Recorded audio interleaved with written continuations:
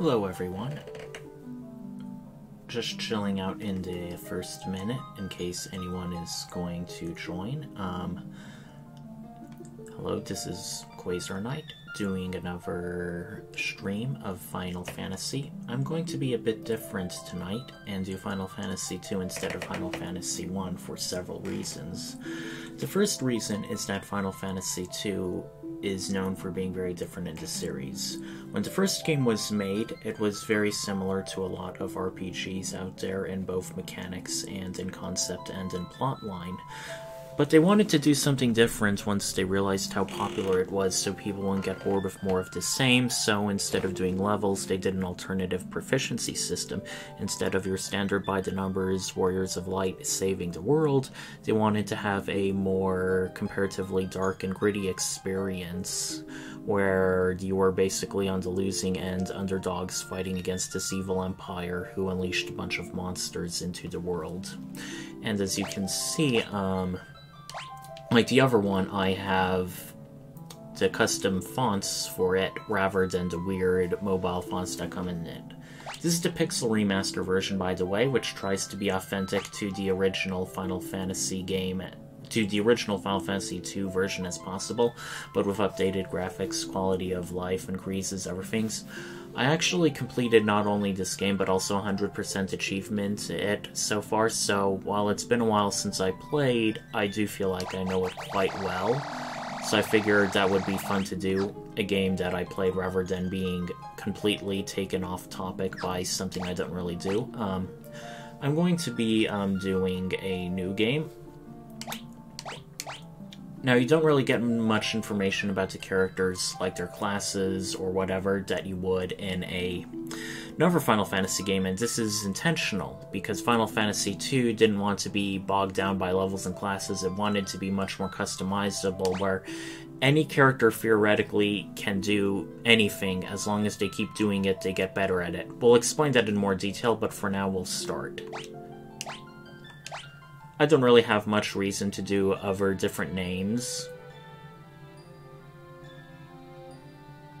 because the characters in this game sort of have more of a backstory to them than like in the original Final Fantasy, so they're less quote-unquote your own characters.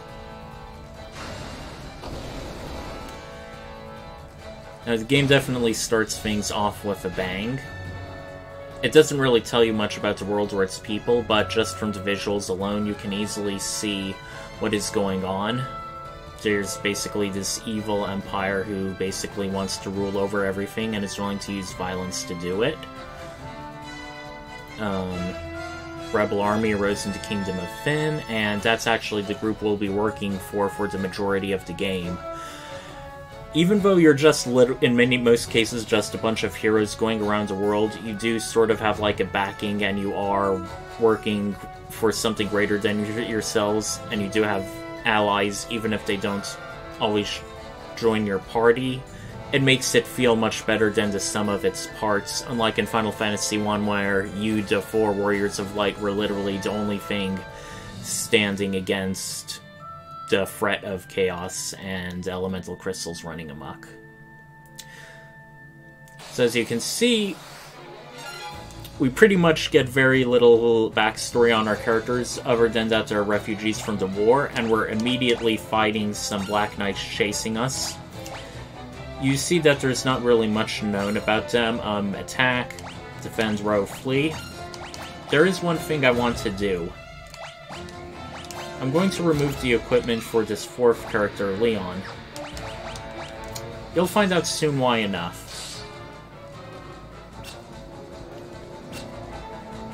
Yes, it is a bit of a new start as opposed to the original, and because Squaresoft really wanted to try and be different to mix things up, unlike Dragon Quest, which tends to do much more strongly to a formula.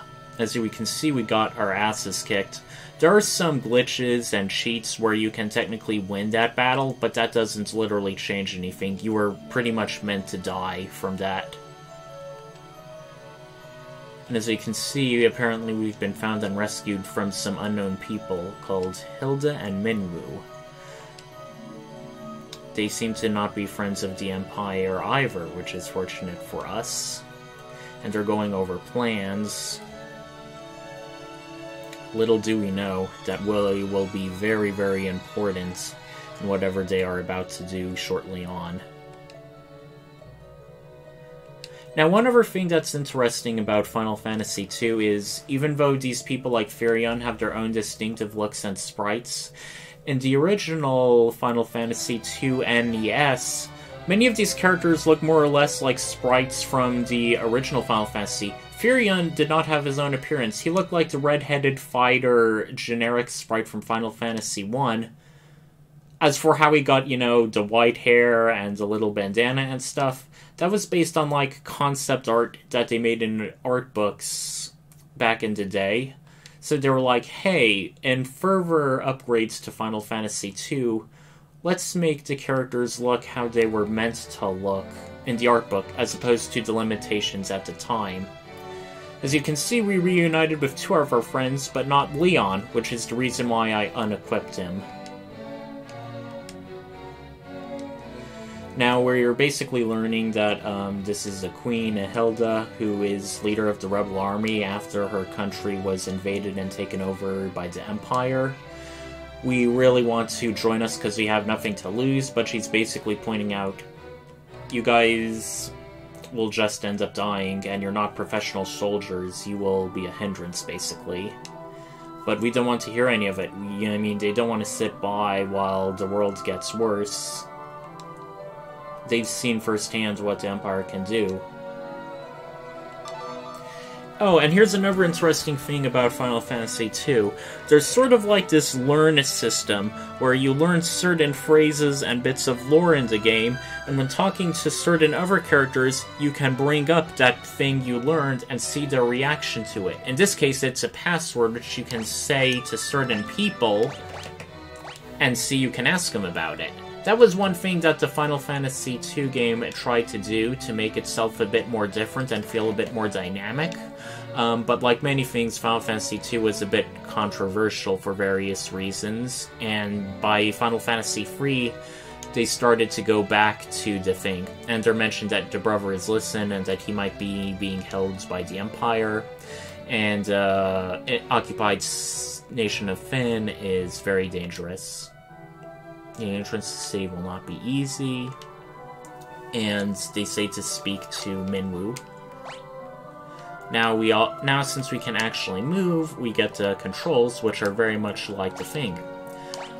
One thing I want to show you is our party members. As you can see, there's not really much to decipher with them. And here's what you're going to find out. In Final Fantasy II, without levels, you have other things. You have skill levels for various weapon types and shields. You have stats like strength, spirit, intellect, stamina. And once we learn magic, every magic spell also has its own levels.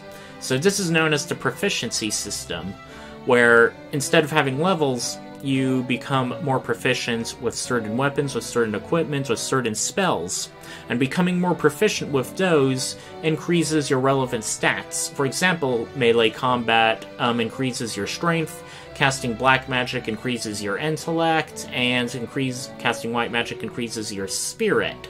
So basically, the game tailors itself based on what things you're doing in combat to see what your characters are good at, which sounds really intuitive, and in many ways it is. However, the original NES was a bit counterintuitive. Like, for example, your black magic spells' effectiveness were determined by what armor you wore, which they did not initially sell. Sort of like, how black mages typically don't wear heavy armor. They were trying to replicate that, but since they didn't communicate that to the player, the system seemed unintuitive. People went, hey, what? I thought that you could potentially be anything you want with enough practice and grinding. Why does my black magic still suck?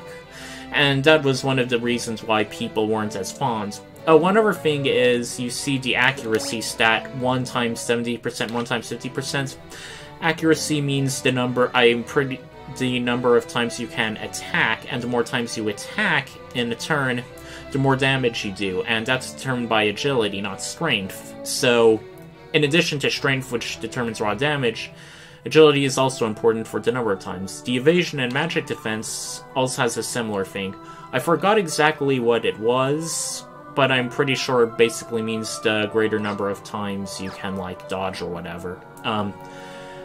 The characters are more or less meant to be customizable, but as you can see, Maria is a bit weaker than the two others, while Guy is very strong. Many people tend to play Guy, for example, as a warrior and Maria as the mage, but in my original playthrough, Maria actually ended up being much more powerful of a physical attacker than Furion.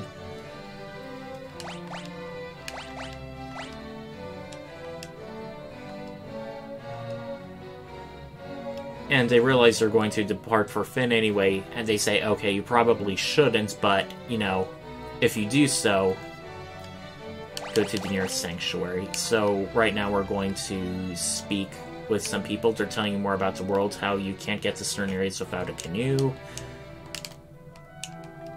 Heading to Fynn.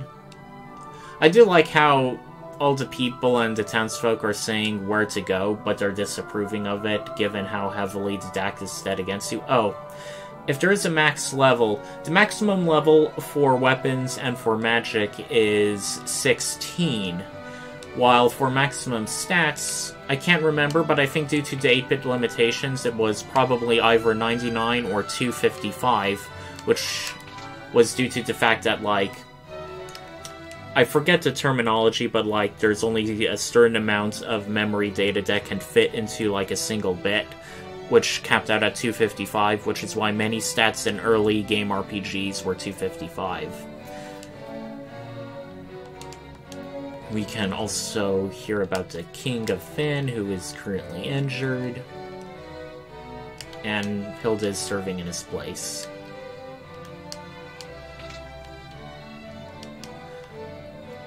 I really like the music here. A lot of the Pixel remasters, one of their strong points is the music. I don't know if they got the original artists to do it, but they did a very faithful interpretation.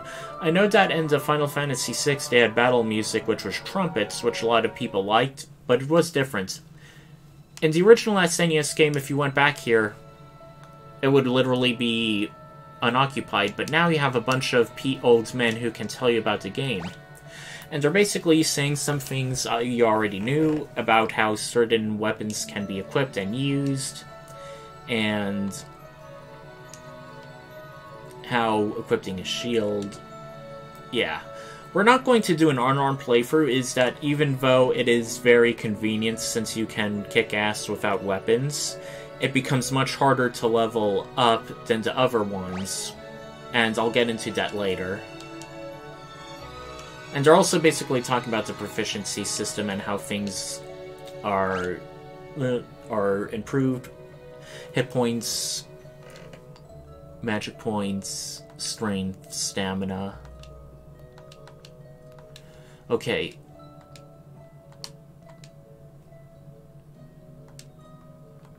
So, there was an exploit in the original Final Fantasy II where you could really jack up your hit points to absurd levels by going against a battle against a weak monster, but instead of attacking it, your own party members would attack each other until they're critically injured, then heal, then continue attacking each other again. And the game would register any attack as an attack, so this was a way you could cheese the game. I think they fixed that in the Pixel Remaster and in other versions where such exploits can't really be done. They differentiate when party members attack or do things to each other versus the enemies. I will say that a lot of people say, oh, you gotta cheese the game, oh, you gotta dual-wield shields in order to max evasion, and while technically speaking that's true, and especially in the NES version, in the later versions and Pixel Remasters, you can pretty much play the game normally, and as long as you specialize in certain things, you will be good at those things. Of course, keeping in mind things like spellcasting and armor, but you don't really need to break the game in this, unlike in earlier versions.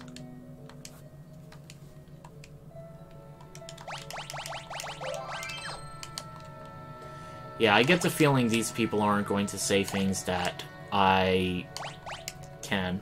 Oh, I'm pretty sure he talks about armor and how it affects spells, which is good. Let me see if he does. Just talking about the things. Oh, he just says good armor. Well, the reason is that he forgot to mention there's a differentiation between light armor, like clothes, versus heavy armor, like plate mail and stuff, which affects spells. There's some lighter armor, which is easier for mage to wear and cast spells effectively. Gordon, the Prince of Casuan, is hiding out here in Altair, so it's not just us who have a stake in things.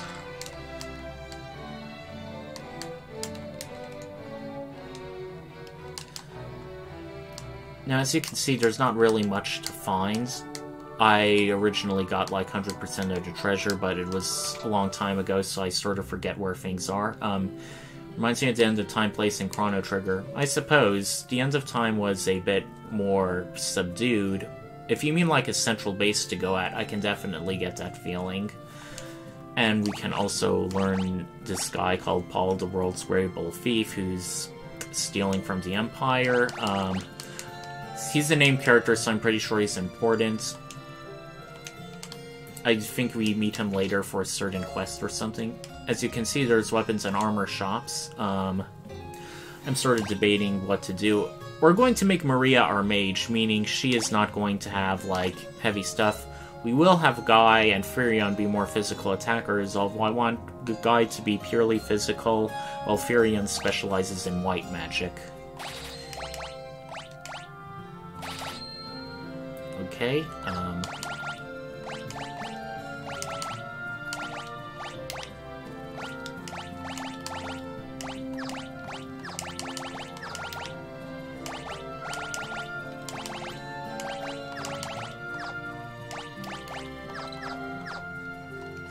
one other quality of life thing is you can now equip things right in the shop without having to go to another menu, which I like. They did that in every Pixel remaster, which I like. If I recall, the weapons are a bit more expensive, but fortunately we shouldn't need to do... As you can see, there's a blacksmith here who seems to be down. And yes, there is a quest involving him, and he can get you better weapons and armor. Since we'll be returning to this starting city quite a few times in the game, it would be a bit counterproductive if all the beginning level equipment stayed the same, so things do change a bit. Trying to debate. Usually when increasing skill proficiency, while you can specialize in a variety of weapons, I think I'd much rather stick with a certain weapon type. We'll try to make Furion be as good as possible with swords. We'll try to make Guy be as good as possible with axes. For ranged weapons like bows, those overall aren't good. There's not a lot of bows in the game, so if you want to commit to it, you'll have to be stuck with substandard equipment, which is never a good thing. As you can see, black magic is much more costly. We're going to get one fire tome and see if we can sell anything to... May as well sell that. Now let's see. Tomes in this game, you learn magic via items. They are one use only, so you have to be a bit careful in who you teach to what.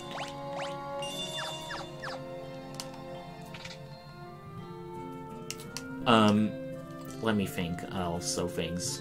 Paul's a skilled thief. He only steals from the Imperials. And this is Gordon. As you can see, certain characters we speak to have a highlighted name above their text box. That indicates they're a character of importance. They're not always party members, but they're often important people. Like, Kefka and Geskal in Final Fantasy VI had their own highlighted text names.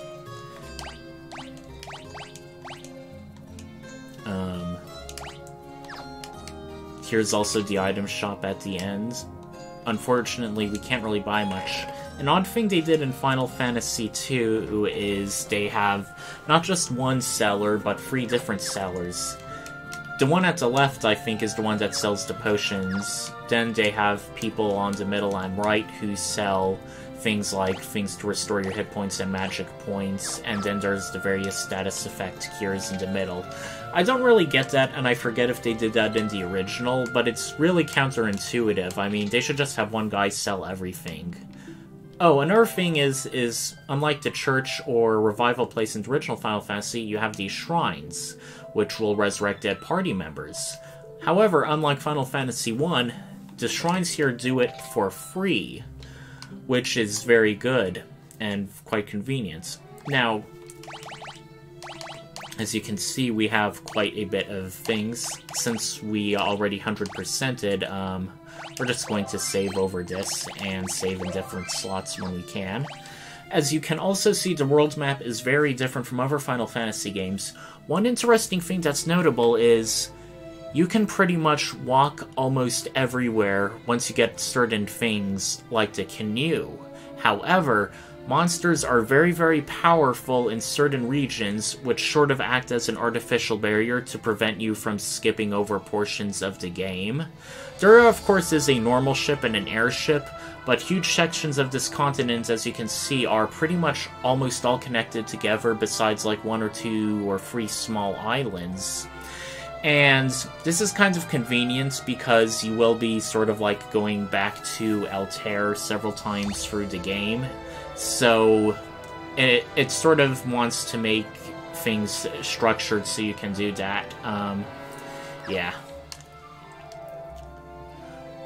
A lot of the isolated islands are like dungeons or towns that are relevant to the plot. And as you can see, once we start fighting, you are going to notice something. Nope, not that. It was meant to be another thing. I may as well say it now. Unlike other Final Fantasy games, when you're starting out, like Final Fantasy VII, where you're, like, super competent, your characters, for lack of a better term, really suck. Like, you can see Guy just missed, and while technically I hit, you will be whiffing on quite a number of attacks, even against low-level enemies. This will change quite quickly once you start leveling up, but it's also meant to simulate that underdog feel. When you're starting out, you're literally not like battle-hardened soldiers or people chosen by destiny. The closest thing to a difficulty setting is changing things in configuration between active and wait. No, wait. This is completely turn-based, so that doesn't matter. That's in the later games. No, there isn't really a difficulty setting. One other thing I wanted to mention that's interesting, as you can see when I cast fire, all magic spells are interesting in that the amount of magic points they require to cast are equal to their level, and not by any other things. So as you can see, I only have to spend 1 magic point with every casting of fire. Once it reaches level 2, I will need 2 magic points, and unlike Final Fantasy 1, it's much easier to play a mage character consistently because magic is relatively cheap, speaking. The downside, I would say, for magic is that certain magic spells are only effective past a certain point, like the Asuna White magic can't literally cure everything at level 1, so you need to cast it multiple times in order to get it to a certain point. But on the other hand, it's much more intuitive than Final Fantasy I's magic system, where you had, like, magic points for different levels of spells entirely, which was weird. And I can definitely see why people went back to the magic point system in pretty much every other game. We are leveling up quite quickly in our various weapon skills, which is good. Oh, one other thing is, sometimes you will see airships randomly flying about in this game. Airships in the game world are actually sort of rare. It's actually one guy, Sid, who is like making travel and deliveries as he sails around. But it's an interesting thing they did. I don't know if that's in the original version, but I know it's been in the remakes. It makes the world feel more livable, like you're not the only person out there doing things. Okay, this is bad. I am poisoned and I do not have any antidotes. Oh. He is not poisoned at the end of the battle. I forgot about that. That's really convenient for us. Now, as you can see, we're going to cross into our first town once we beat these bad guys.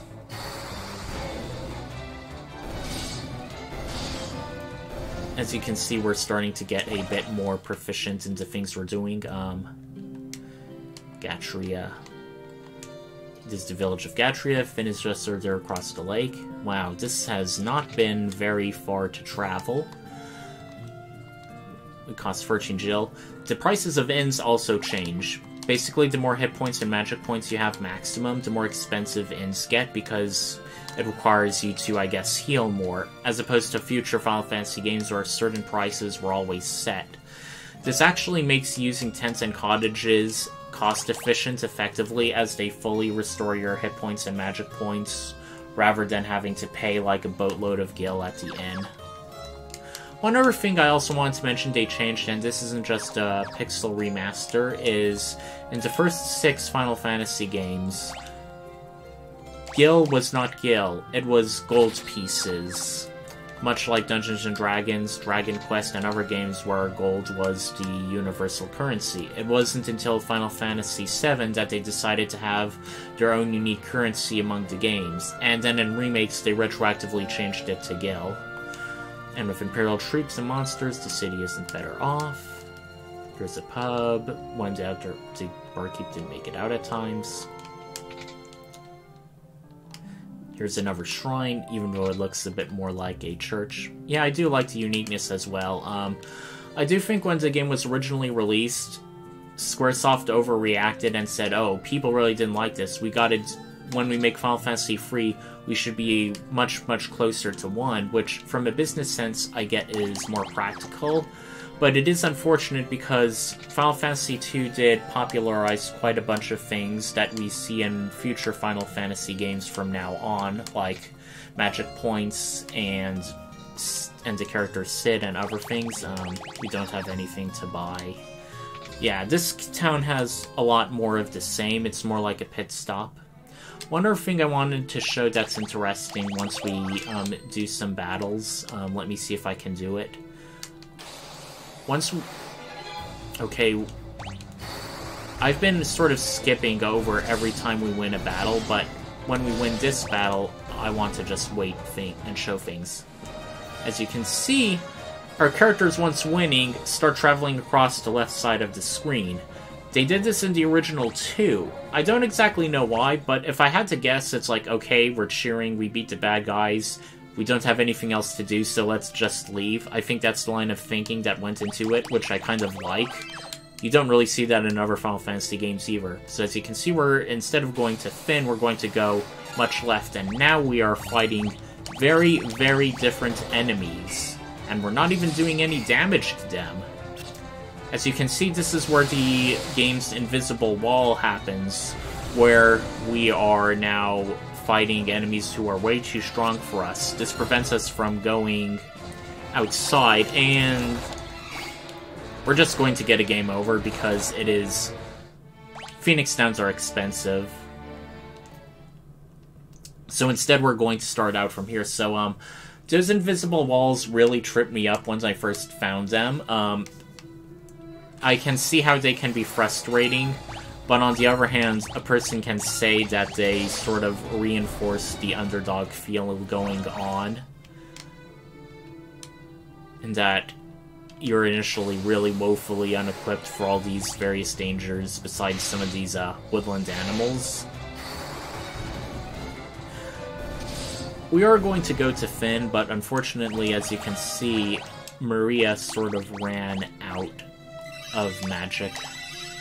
Oh, things level up, spells level up when you use them outside of combat. However, particularly for white magic, your spirit score will not increase, so it's best to use magic, even white magic, in combat if you want to get better and stronger at it, which is what we're going to try.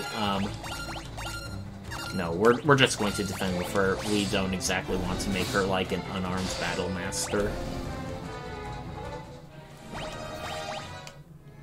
Right now we're already level 2 in several weapon things, but as we gain more levels, it's going to be a bit harder to practically level things up. I think things get a lot slower once you hit level 4 or 5, at least at the beginning of the game.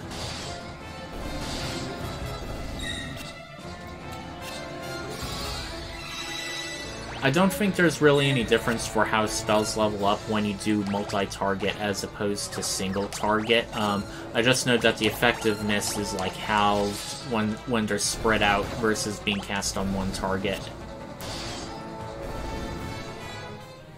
Alright, her hand's leveled up.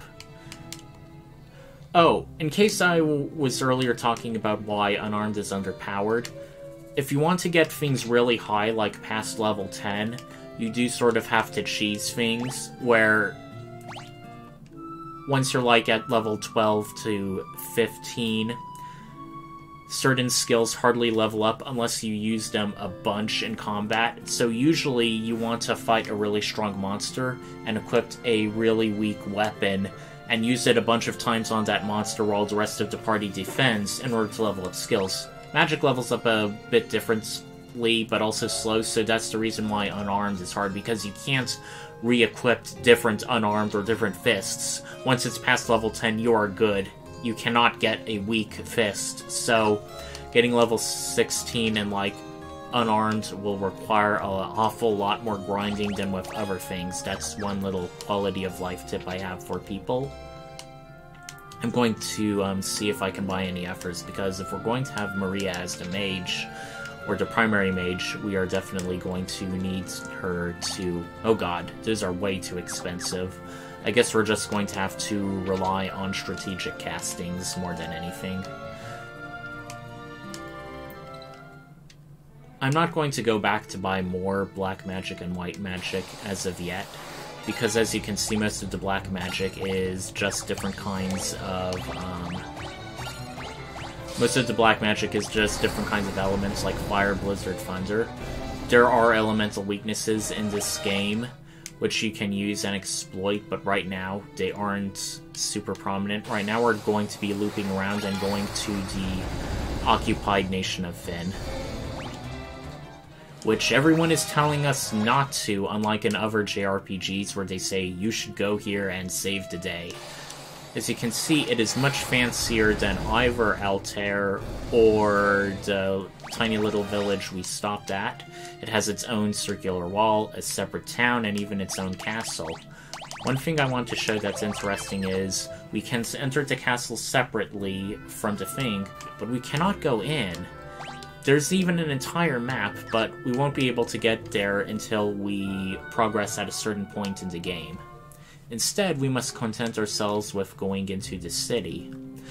Now, one other thing that's interesting is, before you see, they're saying the city is crawling with soldiers, you have to be careful not to get too close, and it's like, hey, you're not just going in fighting the bad guys like you would in other JRPGs. Well, you can do that, but it's a bad idea. If you speak to them, they say Rebel Curs. In the original, they said Rebel Scum because, you know, they were a huge Star Wars fan, the creators, which they tended to reuse, I think, in Final Fantasy VI, which had its own evil empire. As you can see, much like the Invisible Walls, these soldiers are really well trained. They are not like some teenage conscripts who've only seen a farm and never seen any real combat. These guys have armor, swords, shields, the works. And that's the reason, and pretty much every soldier is the same as you go around. There are random encounters, but they are much, much weaker and much more manageable, so you can still grind here. It's just the actual soldiers who are like holding key points throughout the town you want to avoid. There's even shops, but nobody is there. That's because if the Empire is seizing everything, they want to take all the good stuff for themselves. Now, one other thing I wanted to say is, hey, if this town is like crawling with monsters, wouldn't they also be a hindrance to the soldiers? I mean, are they discriminating? Are they trained? Well, as you saw at the beginning of the game when the Empire summoned all those bombs to assault the village, most monsters in the world of Final Fantasy II are not a natural occurrence, unlike in Final Fantasy I, where it's heavily implied they were like a part of nature, a part of the world that's always been there. No, no, no. These monsters were pretty much summoned from the depths of hell in order to weaken the various nations, which the Empire, of course, uses as part of its conquests. So the implication is the fact that monsters are roaming about is a very bad thing, and is another reason to fight against them. As you may see, sometimes monsters can flee. This was true in the original game, as well as some of the other 2D Final Fantasy games. They're much more likely to flee if you're really stronger, because the monsters are like, oh my god, we bit off more than we can chew, this is not a good thing, so they flee, which I kind of like. It sort of reminds me of Earthbound, when you're on the overworld, monsters would flee from you if you're really a lot stronger than them. Now, once I finish this battle, there is one interesting thing I want to show you that really encouraged in an age before you can look anything up on the internet or strategy guides were sold separately. You often had to figure out a lot of things yourself. As you can see in this town, where are you supposed to go? I mean, a lot of the important places are being blocked off by soldiers and knights, but look, there's that bar that was mentioned in the village earlier, but it's way around on the outside, and if you go north too far, you will end back up on the world's map. So, what do? You just go north just enough so you're hugging the outside of the wall without actually leaving, and that way you can get to the bar. Now, of course, back in the 80s when we were children, we probably had a lot more free time to figure these things out on their own, but I can see a lot of people going, God damn it, I need to look something up, and to confess, I was initially a bit stumped by this, but since I had an overland map that I can easily press the X button to look on, it didn't really take me long to figure it out. Not to brag or anything. Now, as you can see, this pub is filled with knights, and speaking to them, they'll cause combat, which is strange, because it's like, you're not really taking pains to hide. You're literally just walking in the bar. I mean, if they wanted to jump you, they could do so easily. But I guess that's sort of like a thing. Maybe they're too busy being drunk, and only if you go right up to them they get angry. Whoa, where do you think you're going? Customers aren't allowed behind these Imperials. Now, here is the thing on the Ask and Learn stuff. If you mention the password to him, he's like, ah. And he mentions, hey, there's a secret passage with a soldier who can be of help. Now, as you go back here, there's now a secret passage. There's even chests with useful stuff. Pretty much potions, in case they figured you didn't really have much to cure. Are you going to turn me over to the Empire? At least have the decency to kill me first. I don't want to take them alive. So we're of course going to earn his trust by saying we're through the rebellion. His name is Scott. He's the Prince of Cashulan. Prince Scott, we were told he fell into battle. Furion says, thank goodness you're still alive. I am, but not for much longer. I'm afraid I must ask a favor of you. There's something you must tell my brother, Gordon. Tell him I know he has great strength. He must learn to have more faith in himself. I also have a message for the king. Tell him the reason Fynn fell so quickly is that Count Borgin betrayed us. He's been made a general in the Imperial Army. There is one more thing. Tell Hilda that I love her. Aww. No, don't deliver that last message. The confessions of a dying man would only bring her pain. And now Maria's asking her brother Leon, have you heard of him? I'm sorry, but I have not. I wish I could be of more help. In case you forgot, Leon was that fourth party member in the initial battle with the Knights, who's now apparently been captured. He now wants us to take a ring that will hopefully be of use. Maybe it's all this time, but I've grown extremely tired. If you'll excuse me, I just need to rest, just for a little while. Now, whenever characters die in this game, they have that little chime thing and their sprite disappears. It may seem a bit odd, but at certain points in the game they time it well with enough tragedy and drama that it doesn't feel like a farce. As you can see, we have a ring as a cape. Someone in Gatria probably knows how to use it. So right now there's not much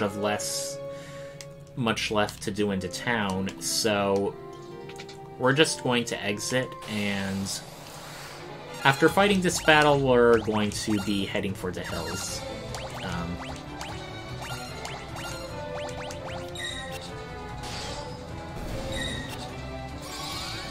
Tier 1, and the entire party.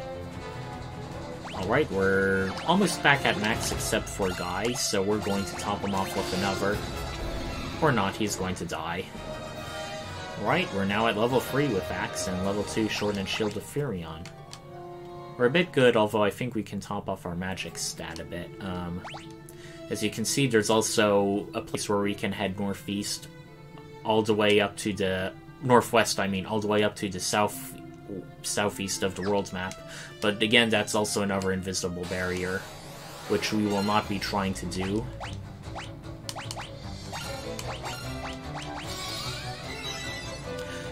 I think you can still level up Cure, or use spells, still level up as long as you use them, even if you are technically already at full hit points. So that's another good way to grind, which we'll probably try to do with Furion. We at least want to try and get him to have some decent spirit.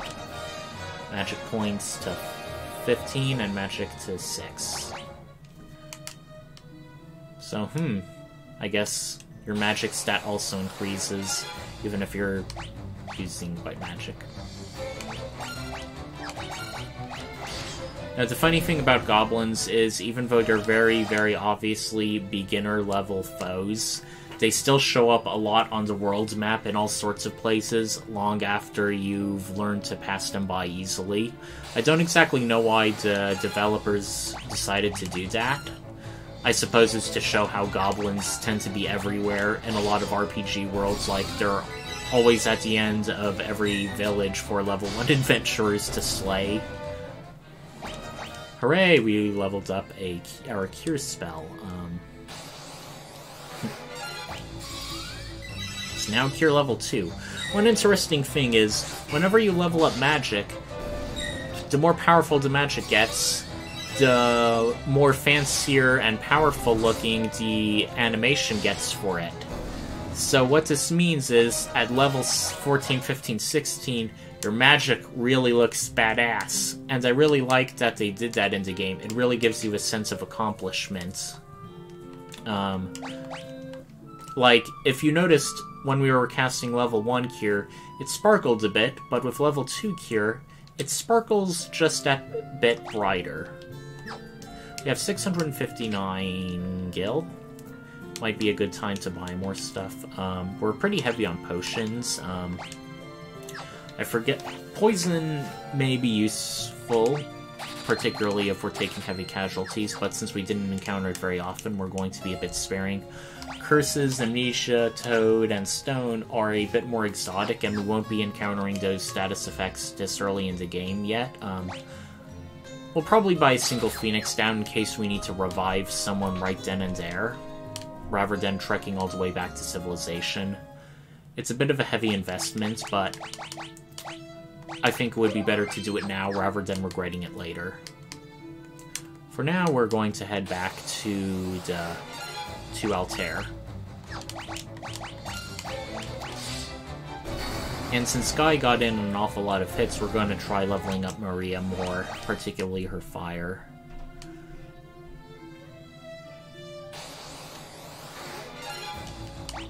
You know what? Let's just try focusing more on leveling up magic right now. Alright, we leveled up her fire. One other thing that they introduced in Final Fantasy II rather than Final Fantasy I is the concept of rows and formations. You can put characters in front and back and front. We have Marie in back by default. Formation basically means if you're in front, your attacks do more damage, but you take more damage in turn. In regards to melee weapons, back, you take less damage from melee attacks, but you also do less damage with melee weapons in turn. Magic and ranged weapons like bows, you can do the exact same amount of damage regardless of whatever row you're in. So, in some cases, formations may not make all that much of a difference for magic using foes and characters, but since a good bulk of enemies in this game who do non-magical stuff are technically melee, how often do you have to grind to level in this game? In the original NES, I do recall you had to do a lot of grinding, whereas in this one, you don't have to as much. I used to think you had to do a lot of grinding and I did that, but I eventually got really super OP, and a lot of the challenges and bosses started to become a bit easy. It felt a bit anticlimactic, but on the other hand, I felt rewarded for all the grinding I was doing. It definitely made a difference and paid off. Alright. Let's see. He's talking about Scott. Let's show him the ring. That ring, it's my brother's. He really said all those things about me. Aw. Our one good deed for the day, along with sabotaging the Empire. We are now going to go back to the king in his bed and tell him what we learned. He says we should speak with Hilda. I suppose that makes sense. We will be relaying our reports to her on the regular. And as you can see, whenever we talk to Hilda, we don't just talk to her normally like others. We step back, show our deference, and we have all 3 party members on the map. So we're going to show her the ring. She asks about the affair of Scott, and we have to tell her the bad news. Did he say anything? No, nothing. Your Highness, please, the ring belongs with you. And as Furion wants to give it to her, she says to keep it, saying it suits a person of courage. Wow, she does seem to have faith in us, I guess. After initially telling us, no, don't join with us, there's not much you can do. Infiltrated Fynn and returned to tell the tale, you've proven yourselves quite capable. Now there are rebel armies having more faith in us. Now let's learn about Mithril. It's a magical metal. Now let's ask about it. They say the Lost Fynn were well equipped. The Empire has much better equipped things due to Mithril, and she has a man called Joseph for finding a source. So now we basically have to go with Minwu to Salaman to look into this. There's no key things to learn, so let's talk to Minwu. He's saying Her Highness's words and waited for us since. To reach Salaman, we must fast through the port town of Palum. Take my canoe and let us be on our way. So now, there are 2 interesting things I'm going to talk about. Guest star party members, and a canoe. Now in this game, you have a core team. Furion, Maria, Guy, they will be sticking with you throughout the game. However, we have a 4th slot that various party members come and go in, and they're sort of our guest stars. As you can see, Minwu is a bit different. Unlike Furion, Maria, and Guy, who sort of start out relatively open-ended, characters like Minwu are already built a certain way. As you can see, he's not really physically very strong, but he has a super high spirit and an above-average intellect, stamina, and magic. Let's see. He's not really equipped with anything good, but if we check his magic, prepare to be amazed. He knows an awful lot of spells, all of them white magic.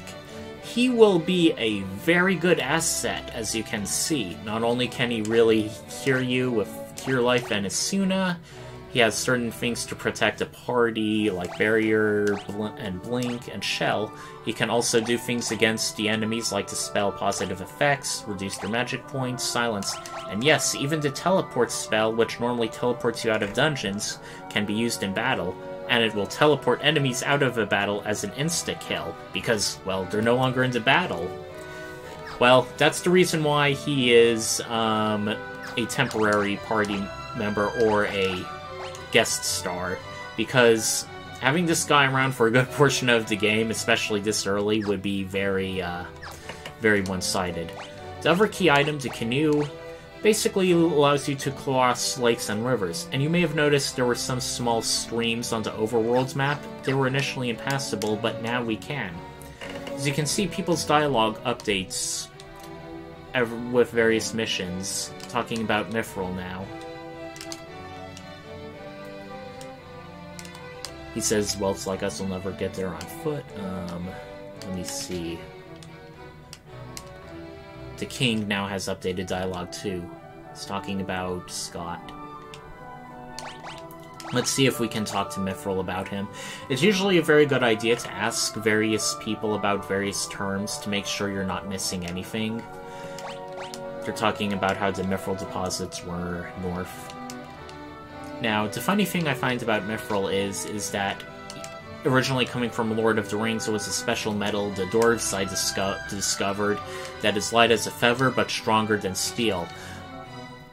It sort of, I think, is sort of open source, no longer copyrighted, because Dungeons & Dragons and Final Fantasy uses it, but in a lot of Final Fantasy games, oddly enough, Mithril sometimes was often starting level equipment, particularly in Final Fantasy VI, where you began the game with the Mithril knife, so it's like, oh, it's a cool metal, but in some of the games it's not really special. That's one thing I sort of like in Final Fantasy II, where they're sort of acknowledging that Mithril isn't just like a fantasy term for iron and steel. It actually has a vaunted presence in the game. And as you can see, she says, "Oh, if you give Mithril to our blacksmith, he'll get you better weapons." And yeah, that sort of indicates the thing I was talking about earlier. Now she has to get out of the way. That's one thing I don't always like about the Wandering party members.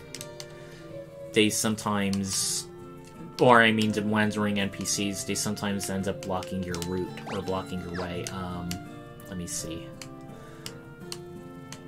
Oh, one thing I wanted to show is that Minwu comes equipped with a really good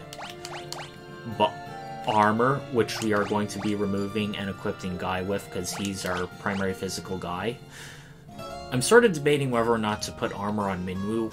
We may as well, because he's already really proficient in a bunch of white magic, which will be good even if we load him down with gear. So... He also has a bunch of hit points, so he shouldn't be in any immediate danger of falling. Trying to think, I just want to check the magic shop one more time. So, the only thing we don't have is the Blizzard Tomb. We have Fire, Thunder, and Cure.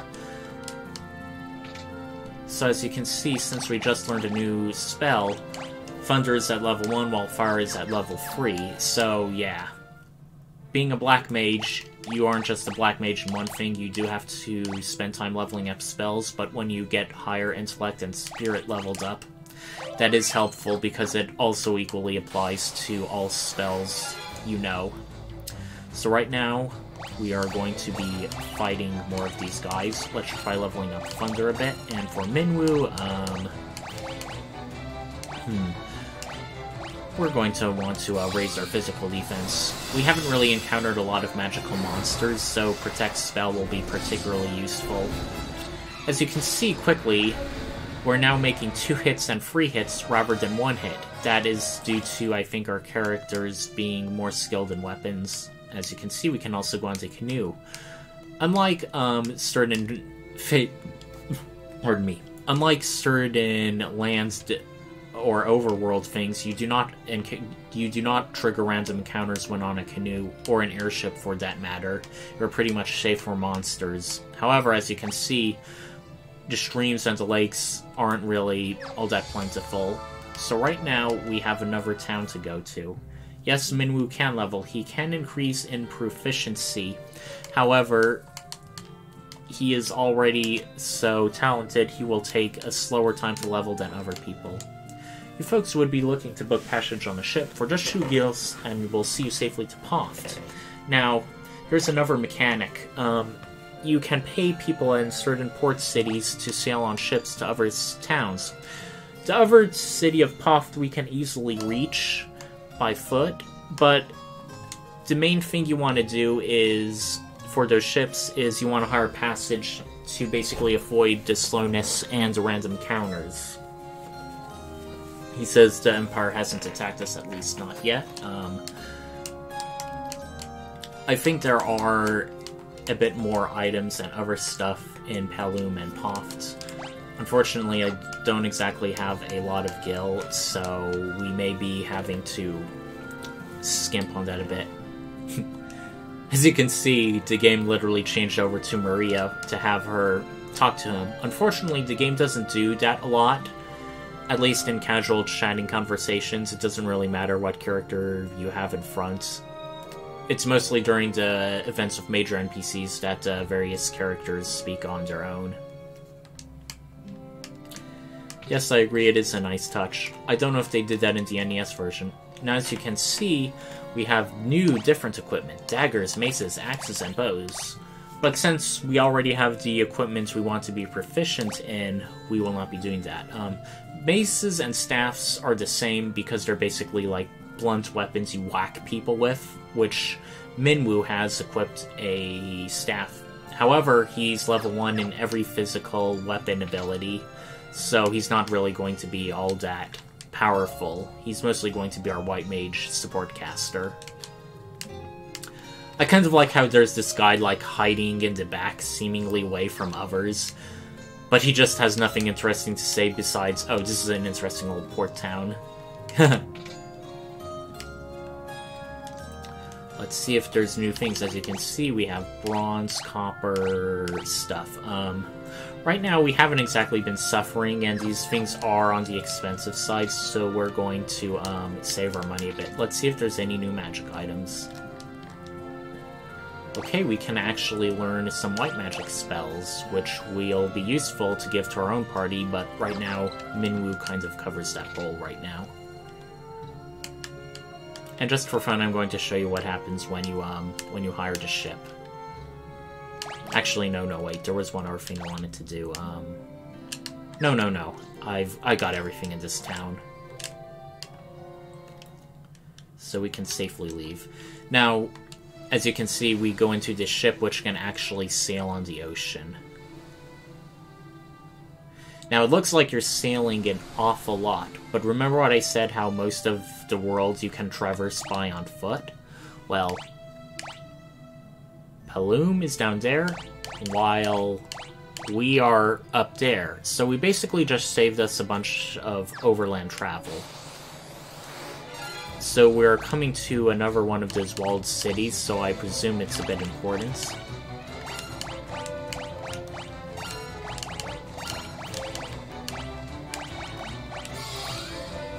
Protect 5. A normal hit. And wow! Now that the goblins aren't really doing much damage. That's the first 0 thing I saw. We're getting better, slowly but surely. And Furion is getting a bit better with magic and stuff. Now as we enter into here, Poft looks a bit different. It seems a bit more rustic despite being a big walled city, which is a bit strange. We can speak to a person to do a ship again. We have another bar to go in. And there's a bunch of interesting people looking. They seem to look like mechanics, what with their little goggle head helmets they're wearing. Bast, the city to our east, is under control of the Empire. They're building something terrible there. Yes, you can go to Bask on foot, but if you do it this early, there probably isn't much stuff to do other than finding some weird things going on that they're alluding to. Now Cid's underling is talking about Cid's Pride and Joy, the only airship of its kind in all the world. This is the first Final Fantasy game which had a Cid. Not the first one with an airship, but the concept of Cid being this airship mechanic guy is interesting. Right now we're not going to do it.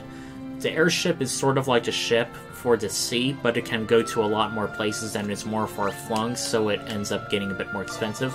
We can speak to Cid now, so we're going to learn about his airship. We can't learn about any other things, so I suppose we'll just ask him about Mithril, Wild Rose. He doesn't seem to understand what we're saying. Says he wants airship. Nope.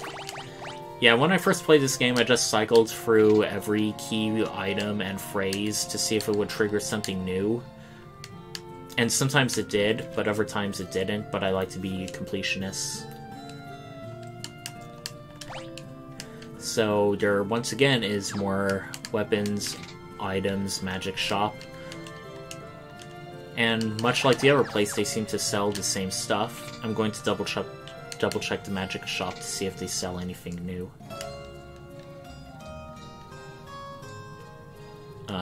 Yeah, more of the same. Okay, let's see before we go if there's anything in the town of Poth. Nope, 0-0, so that means we can safely leave. So, technically speaking, while we can go east to Bospt, right now our current mission is to head to the town of Salamand, which is more towards the north. So that's what we're going to do.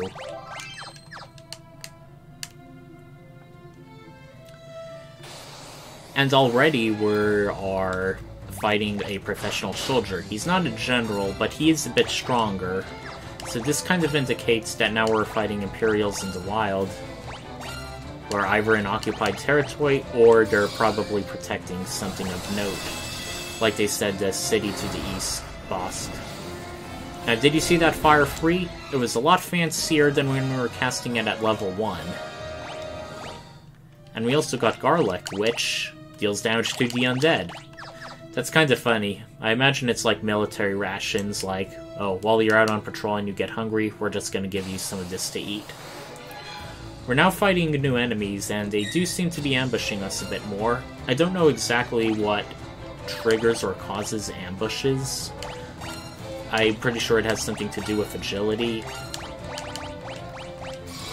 We can also auto-battle, but sometimes I like to make sure I want to know exactly what I'm doing, because sometimes I may want to attack with Therion. Alright, that enemy took 2 hits rather than 1. It also didn't have a lot of gills, so right now we're getting to be a bit more competent. Now, as we enter the city of Salamand, it's a very northerly village, a bit rustic. No noticeable Imperial presence here so far. Okay. Now we have some really expensive magic here. We'll definitely need to save up for that. I'm pretty sure that the weapons and armor stores should be a lot better too. Not by much. Longsword or a battle axe? I think we'll buy a battle axe for Guy. He's been doing the brunt of the physical attacks so far. Now let's sell his normal axe. We're going to save up for a longsword.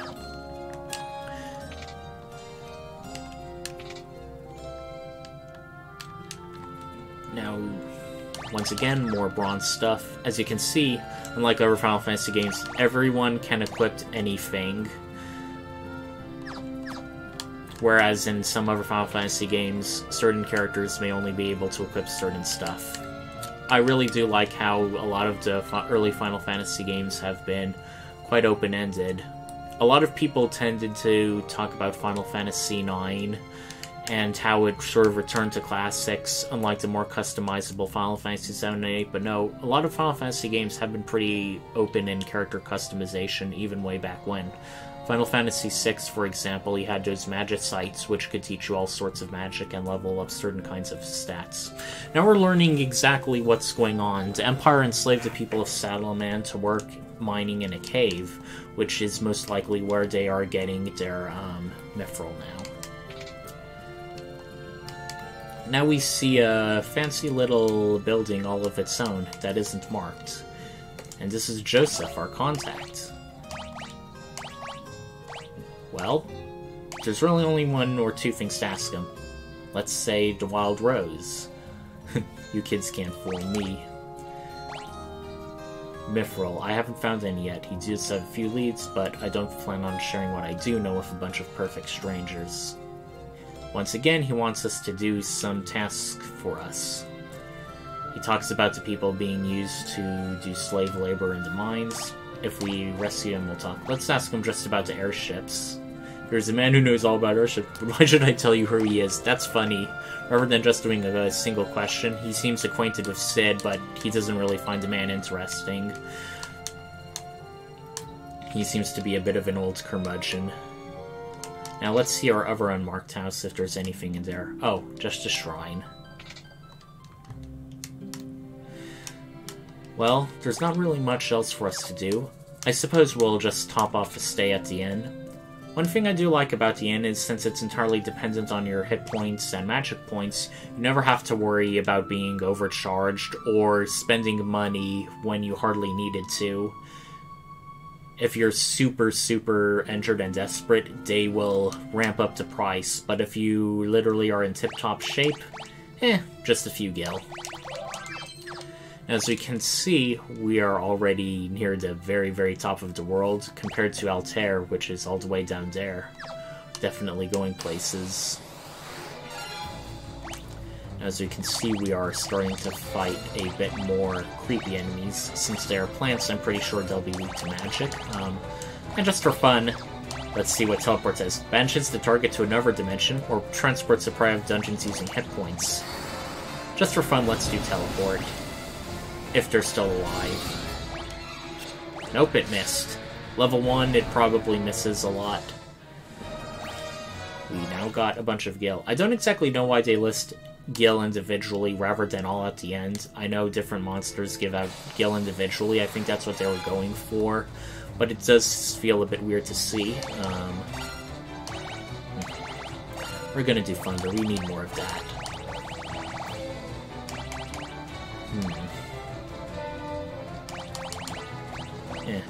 Let's do teleport on all of them, see if that increases the chances. Nope. And as you can see, if you saw briefly, when Guy swung his sword, swung his axe, the sprite icon looked a bit different. That's actually intentional. Different weapons in the game have their own sprite animations to better give a sense of more powerful, more rare, different equipment, which I like. As you may notice, we can now swim on a boat. Unfortunately, we cannot get past this waterfall, so we will need to start continuing to head further west. There is a river and a stream a bit to the south of us, but I think we need to head west more.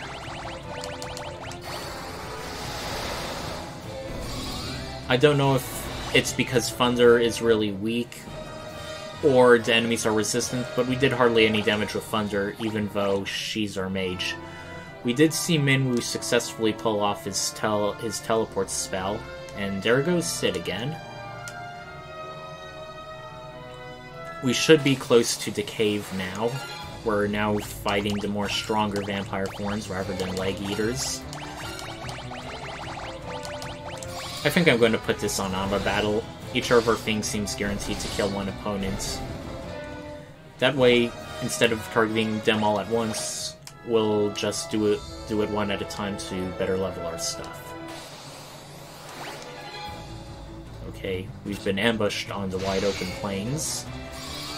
And once again, it seems Guy is really powerful. As you can see, Guy's hit points is already leagues above Maria, who, being our caster and in back, has more or less been a bit constant throughout the game. She has an awful lot more magic points, though.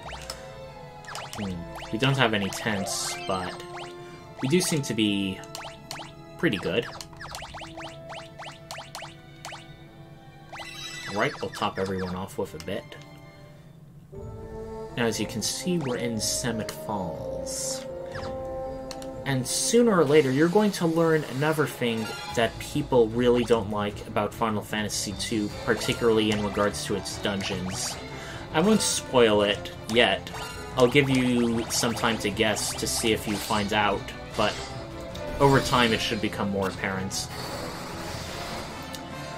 Now we're fighting goblins and soldiers working together, rather than just being on their own. And Minwoo gained a bunch of hit points. We see an odd-looking crystal up there. We don't know exactly what it is, but I'm pretty sure the designers wouldn't just put it on there willy-nilly.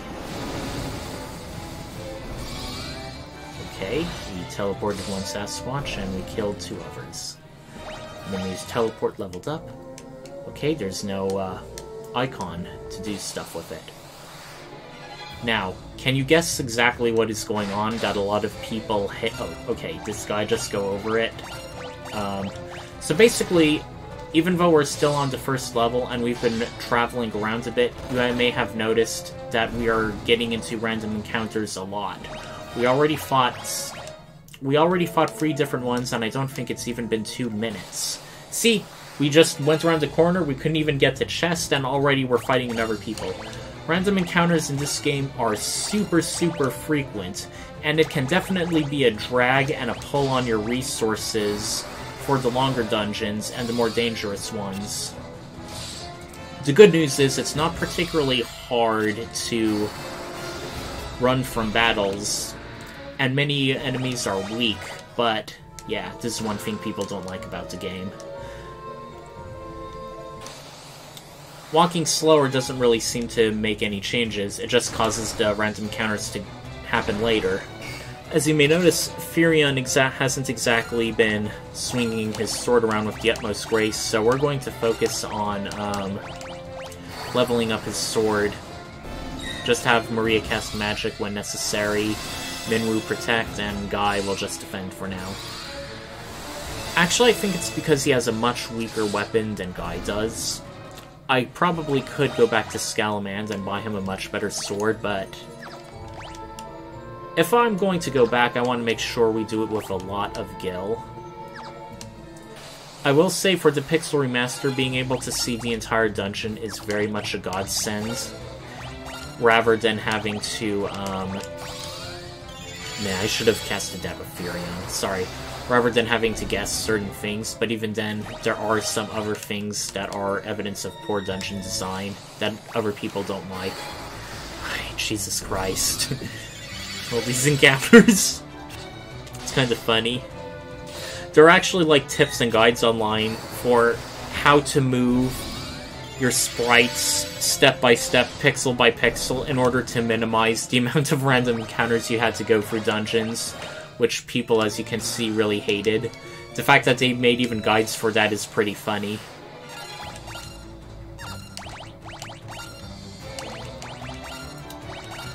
Now, in my original playthrough, I had Guy as a hybrid physical attacker and white mage.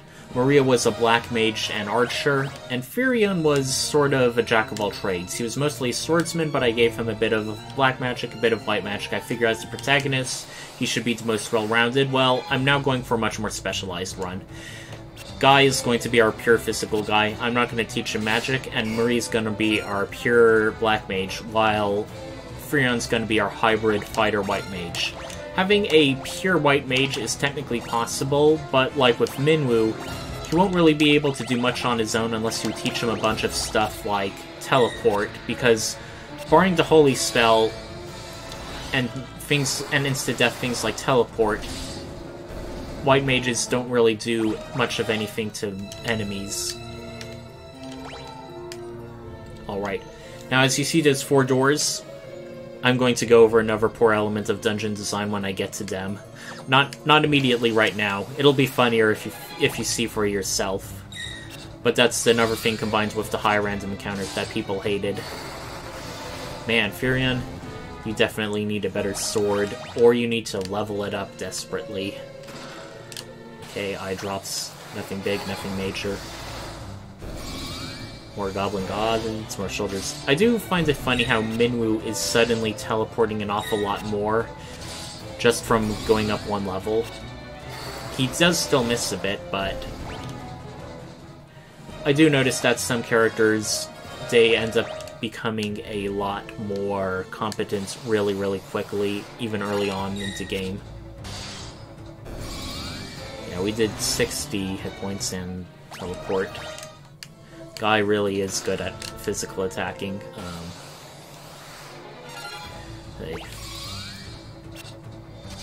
At least give us more of a challenge.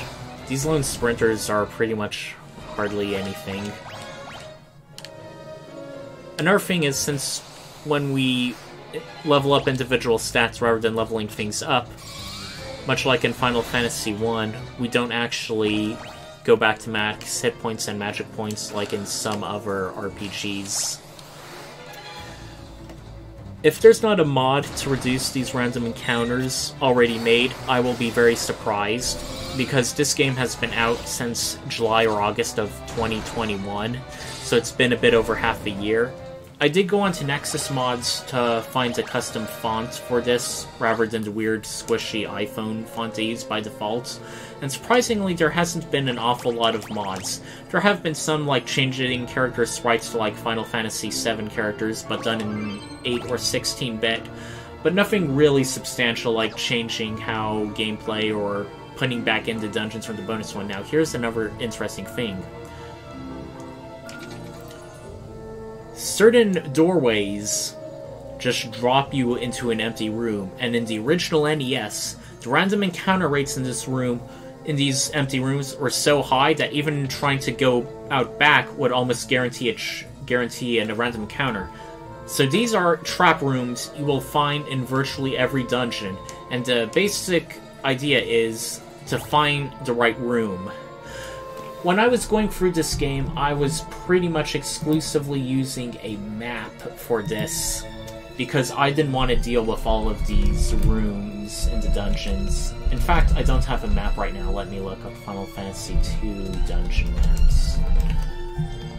Yeah, I just don't want to deal with it, but at the same time, I don't want to miss anything here either. Okay, let me see if there's a map.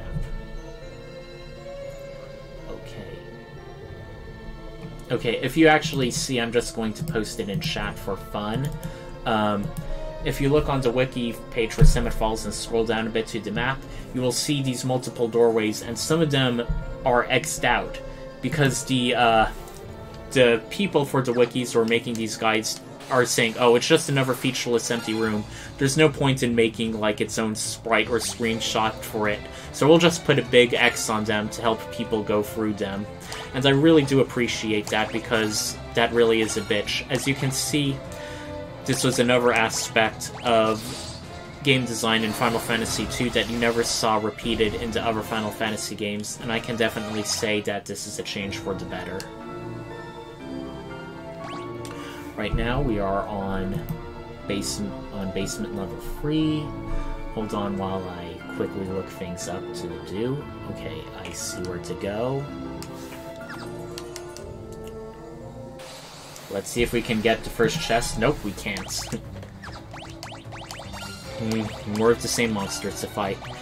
You know, I do think in some areas the monsters do change the further you get, but I would have appreciated a bit more variety. Now we do seem to be missing a bit on these sprinters. They do have a high evasion, and I suppose that makes sense because they are named sprinters. Okay, that's funny. Minu's staff leveled up. I didn't intend for him to just do a straight attack. You know what? We're just gonna see if we can flee. There's only so much of these things I can take. Fortunately, this dungeon isn't overly long, so we should be done with it soonish. And our characters are still in very good condition. We are down a bit on magic points, but our hit points are very, very healthy.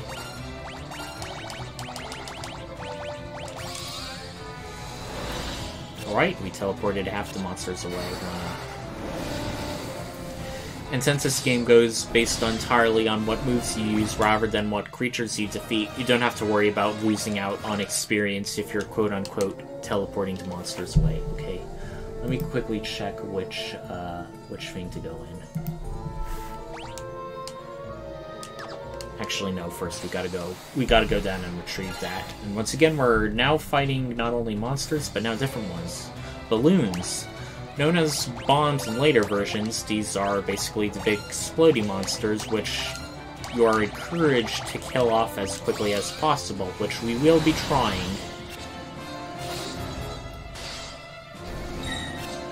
Fortunately, they don't really take much to do.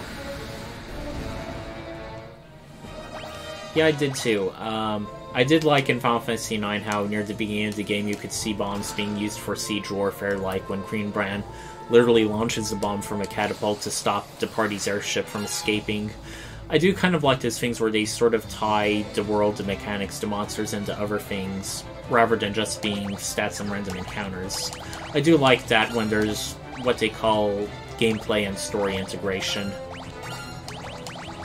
An example of gameplay and story integration not working would be Cloud not using a Phoenix down on Eris. I do think in the previous games they did explain why certain characters who perma-die you can't just use Phoenix Downs on. In Final Fantasy VI, I think they explained it as Phoenix Downs being taking someone from a critically injured state, not actually bringing them back from death, while actual revivification was only known by the Phoenix Esper and nothing else. Phoenix Downs are basically like fractions or shards of a phoenix or something, so they wouldn't have their full effect. That's how it was explained. I'm kind of surprised they didn't do that for, Final Fantasy VII and Eris, because they had a previous game where they pretty much more or less pointed this out.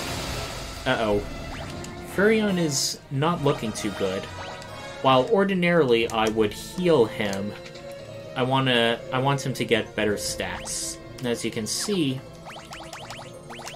we were able to find the miners. Help us, please. Wow. Talk about dehumanization. They're not even calling them villagers or people or even giving you their names. It's just slave. Like, even the game thinks that's all they are. How mean.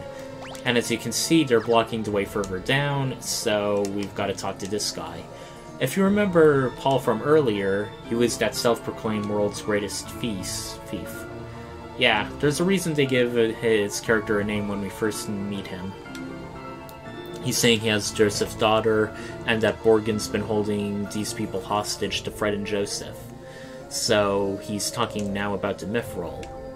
He said he figures this is where the Mithril was coming from for the Empire, so he wanted to go there first to kind of get some brownie points with the Resistance, but he got caught himself. So, as an explanation for freeing him, he'll just free the rest of the people while we go down in and get the Mithril and take care of Borgen. Which is pretty much good. We already have 4 party members. Let me see if that, nope, that door is also a dead end, believe it or not. So that's one more place we won't be going to. Seriously, even in the first dungeon, they're trying to troll us. Quite sad, really. Alright, Furion gone first.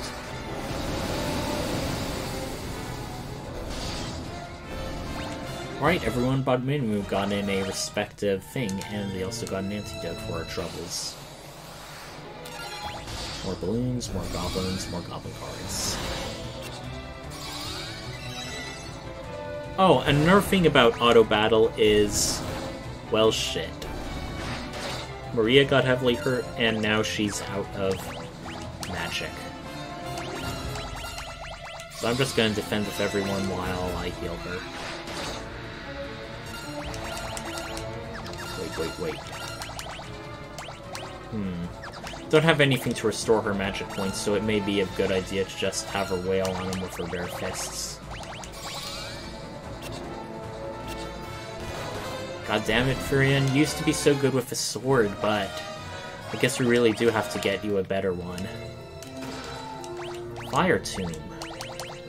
Normally I teach it, but Minwu already has the maximum amount of spells, and he's much better as a white mage.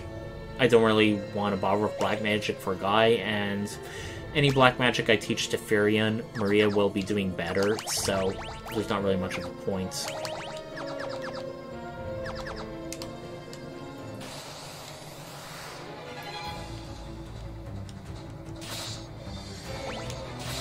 Well, seems we got ambushed, but... Jesus. Getting ambushed by bombs never a good idea. Now I'm definitely not regretting buying that Phoenix down, seeing how poor Maria got really heavily bombarded. No, I did not mean that as a pun. That was entirely coincidental on my part. Oh, thank God. Okay. Surprisingly, she's actually a bit good with her fists at level 2. As you can see, she isn't going to be entirely useless even though she was our designated black mage. As you can see, there's a bit more dead ends. Imagine if you were playing this game without a map or strategy guide. This dungeon would be like 4 times longer. And oh boy, I do not definitely envy the people who were living in the late 80s when they were playing this game in such a way.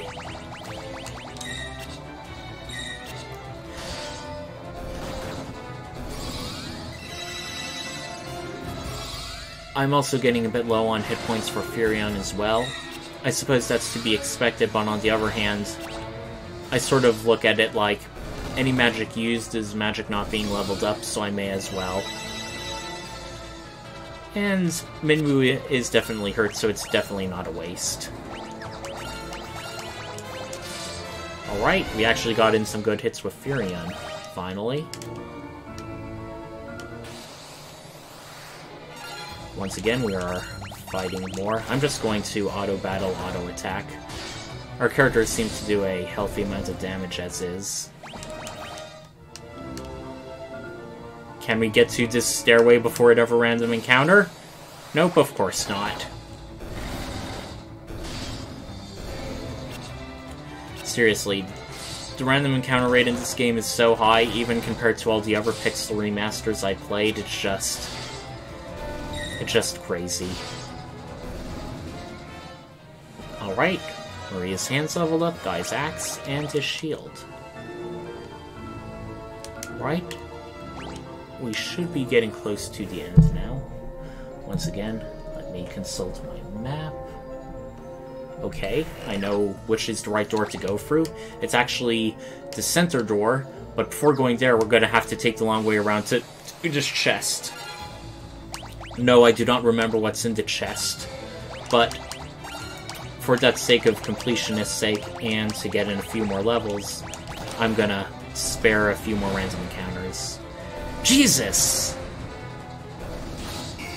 It was still level 1, but they took out a full HP Maria. Jesus. Actually, I think I know why. It's because she has literally nothing equipped. So, right now...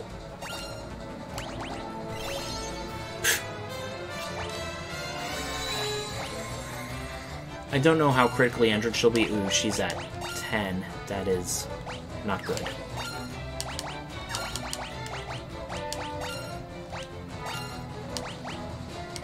Just in case, I'm going to have... Oh, thank God. Surprisingly, Guy went the fastest. Does he have the highest agility in the party? I do not know. I am going to need to check that out. Yes, it is very unforgiving. One thing you might notice is you can forget spells, and there's a reason for this. Like Minwu, you have a certain amount of limited slots, so in case you find a new tomb, but you have no more room, you don't want to go, aw, shoot. You can forget spells, however, this does come with a price. Not only do you forget the spell, if you ever learn that same spell again, you will have to level it up from level 1 all over again. So you are heavily encouraged to stick with what spells you have, and be very, very cautious in what you choose to learn and not learn. So yeah, the game can also be unforgiving that way. Come on. Oh, he got all the bombs. That is a godsend. And now Maria is suddenly doing 68 damage with her bare fists now. Wow, she's come so far. And we haven't even beat our first dungeon yet.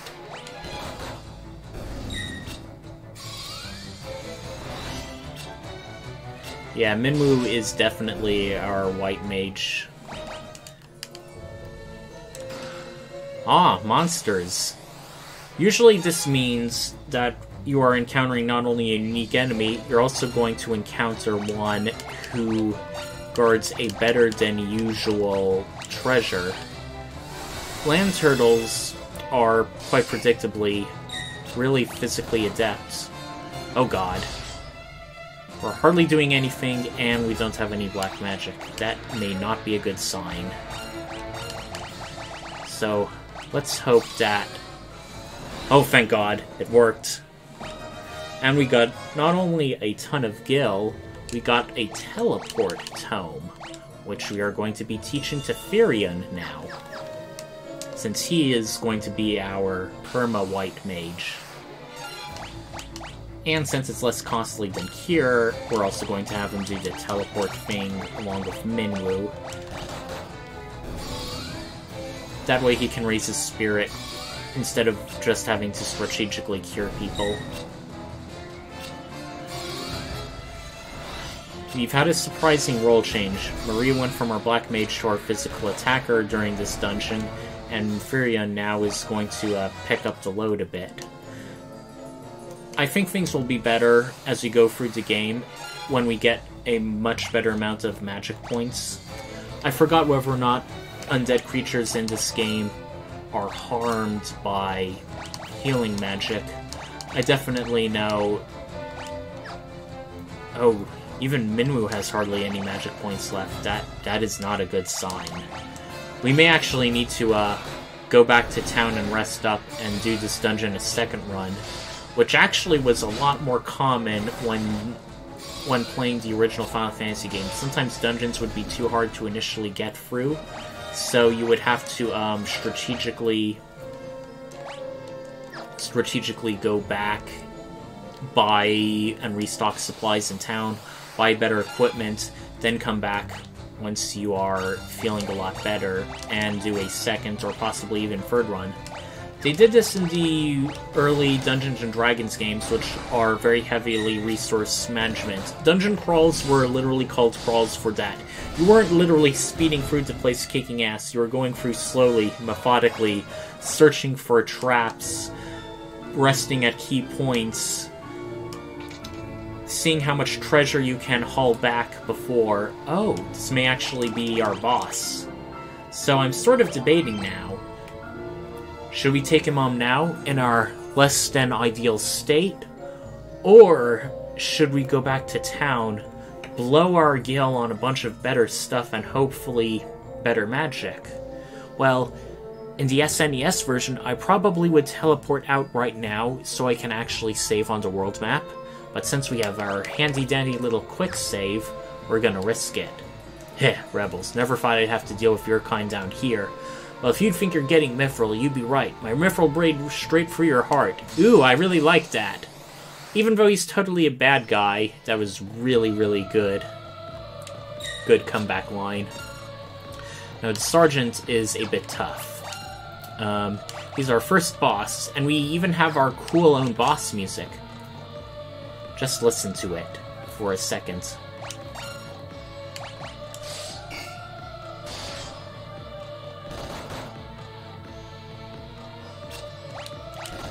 It's not as actiony as some other boss music is, but it still carries a sense of dramatic flair, for lack of a better term. Can you really not do anything? We're not going to be able to teleport him. I don't think he has any barriers, and we don't have any status elements. We may as well just wail on him. Well, Guy at least is doing some damage. We just gotta keep Maria alive. That's the important part. Because Furion and Minwu aren't doing anything. Oh god. He is really punching us hard. He's hitting us back harder than we are doing it to him. Okay, since Guy seems to go first the most often, we're just going to... Oh. This is getting really scary now. Does anyone else need healing? Not right now. I should probably not do auto battle. On the plus side, think of how much our weapon skills are going to increase after we beat this guy.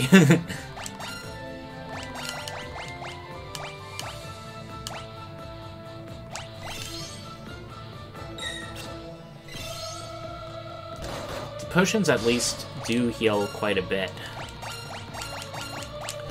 Okay, I'm highly tempted to look up this guy's hit points so we don't have to slog through this thing, because if this guy has like several hundred and we're literally doing single digits to him, that would not be a good sign. Okay. Okay, so it looks like his hit point values are different. In the original NES and others, he had 140 hit points, where in the PSP Mobile and GBA, he had 420. Since the Pixel remasters are much more faithful to the classics, I'm going to go with it being 140. So hopefully he will be dying very soon, because if not, he may very well take us out.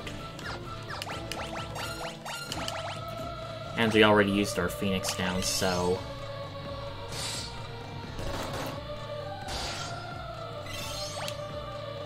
And now we just wasted a potion. That is not good.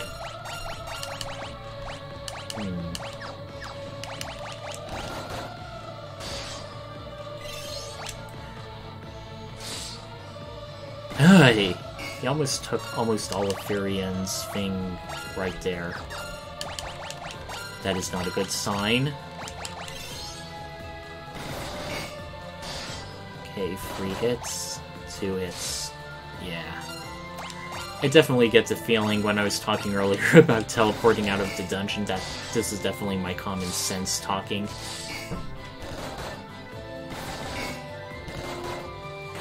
Yes! Wow. That was a really close battle. It was actually really exciting too. Really challenging, balancing use of resources, fighting an enemy at less than 100%. I actually sort of like that, because in many RPGs and Final Fantasy games, you literally had a save point right before the boss, and you could use a tent to fully restore, so... You definitely felt like the entire dungeon was gradually wearing you down. You found Mithril in the chest. Now... Mithril armor. Armor made of Mithril. Let's see. We're going to give that to him and give Copper Cuirass to Furion. And fortunately, we have just enough magic to teleport us out of here. Alright, before we forget, we are going to save now. Minwoo is looking very bad. Our rest of our party members aren't too good. We're going to try and be more conservative in getting back. We may run from a few battles until we get back to Salamanca. Or just cheese it. Yeah. Even Maria's now one-shotting people. That's an interesting development.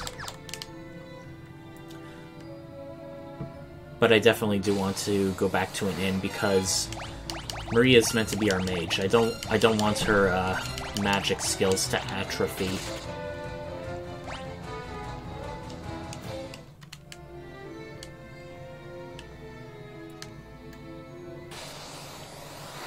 As you may notice, now that we are fighting on the overworld, there is still a bit of encounter rates, but nowhere near as common as in the dungeons.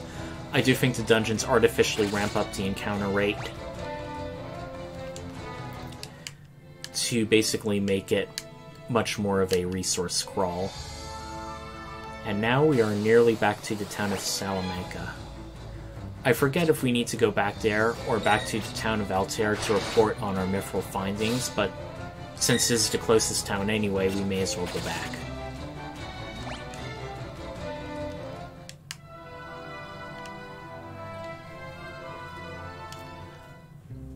Alright, now the town should be much different. Take the mithril to Altair and give it to the princess as soon as you can.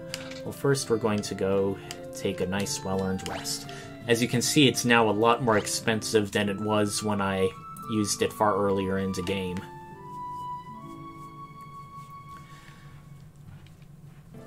Now, there are now more people to speak to.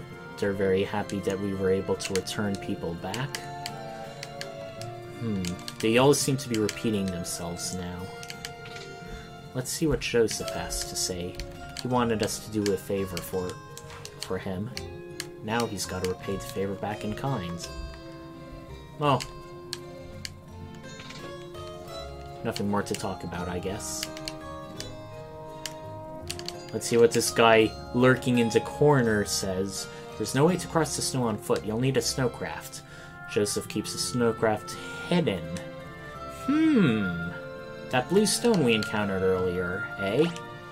You'll see why we need snow. See the snow near the very top of the world? You can't traverse it normally. It's basically like ocean water. I'm highly tempted to buy better stuff, but since the blacksmith back at Altair says he needs the Merfolk to buy better stuff, I think we should hold off on it. If anything, we should probably buy more magic. That's the thing that's a bit harder to replace or supersede. Okay. We're gonna buy one life tomb, for obvious reasons. We can transport a party to a previous floor rather than out of the dungeon entirely. Reduce magic point when used in battle. These are a bit pricey. I think I'm just going to stick with getting the life tomb for Firion and buy the cheaper magic items in the earlier places. Before we go anywhere, we are going to restock on potions.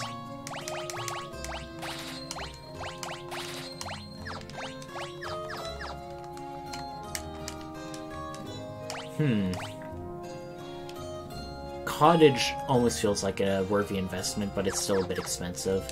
As for Effers, we have 45 and 66 magic points between Miran and Firion. It'll be a while before they actually run out of spellcasting, especially when their highest level magic is really only level 2 and 3. So right now, we are going to try and go back to the port city of Poft, and from there hitch a ride. The enemies now that we are a bit more stronger are going to start having diminishing returns.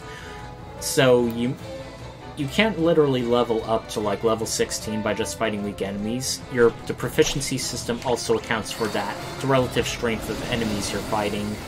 So there will come a point where fighting all these weak enemies just isn't worth it for leveling up all our skills once they get to a certain rate. But fortunately, the game moves at a fast enough pace that you won't really be accidentally outclassing people unless you intentionally grind.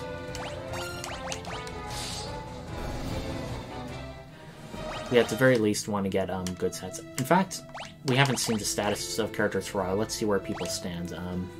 Firion has level 4 in sword and shield, level 1 in everything else, that's good. Maria has level 4 in fist, level 1 in everything else. Guy has level 4 in axe and shield, and Minu has level 3 in staff. For Firion, he has level 1 in most white magic save for Cure. She has level 3 in both black magic. Guy cannot use magic, and Minu is still white magic as ever. So yeah, we're a bit weak in the magic department, and the weapons we have been serving us just fine so far. Okay, we have Blink, Protect, Shell. Those are very useful things because Blink raises your evasion, Protect increases your physical defense, Shell increases your magical defense. Those are spells that will be useful mostly throughout the game. The Revive spell, like every other magic, costs only a mere 1 magic point. However, its level, the higher it is, the more hit points you return when you're KO'd. So in many ways, it's sort of like a Phoenix Down, but the Phoenix Down is technically locked at the lowest level. So in the long scheme of things, it's good to have the life spell, so you can just do the effect of a Phoenix Down, but you don't have to pay 500 gil, and you don't have to, whatchamacallit, and you don't have to, have people still be critically wounded. As you can see, there's a Queen Bee, which is a bit tougher than your average Hornets. So we're just going to try and wipe out the Hornets with Thunder and see if that also wipes out the Queen Bee. It does not, but at least we got Guy to finish the job. We are now sailing back to Altair. Okay, that's fine to have a... Yeah, that's fine. We've been going for about an hour 45 minutes so far. I don't think I want to do it to be too long, because these games, particularly the early Final Fantasy games, are relatively short. You can easily beat them in much less than 40 hours. I think 20 hours give and take. So I always want to give people a bit eager to have more. So once we go back and report to the Queen, I think we're going to call it. But we did make quite a bit of progress, which I'm very happy about.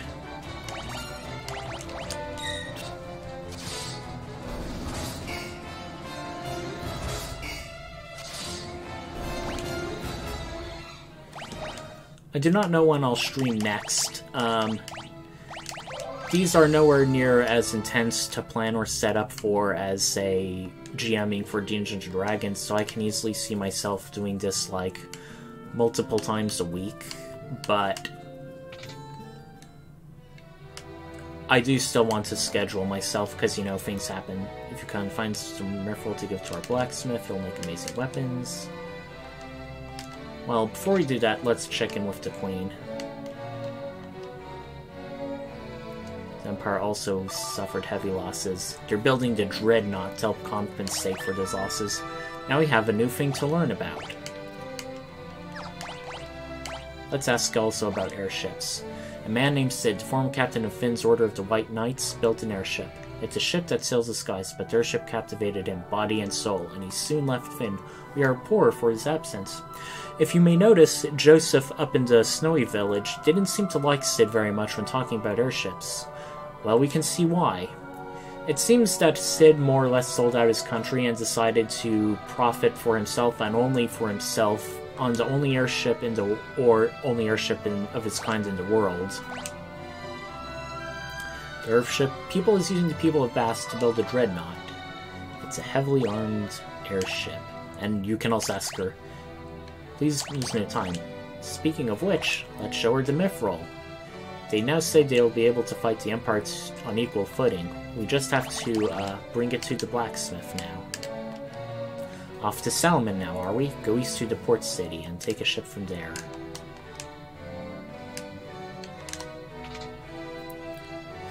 We're going to spare no expense, and hopefully with this buy some better weapons and armor for our protagonist. Well, weapons mostly.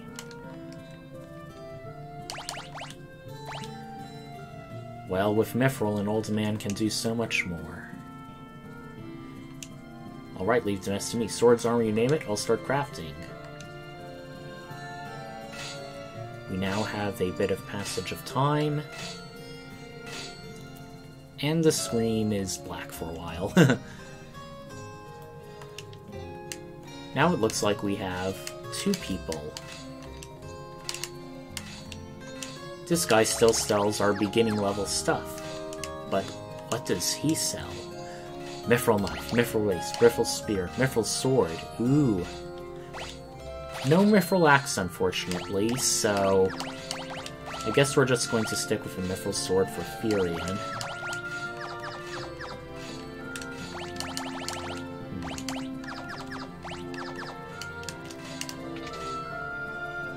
Let's see if they have anything new at the armor shop.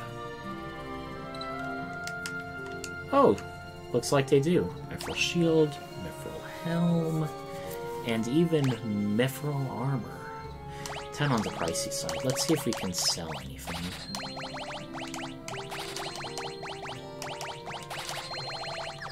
Okay, we at least have...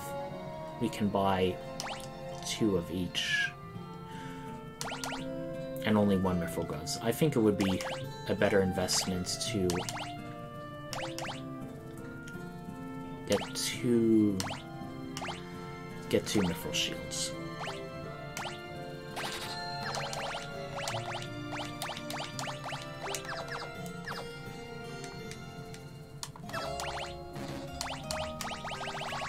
And sell our bucklers, which have hardly anything.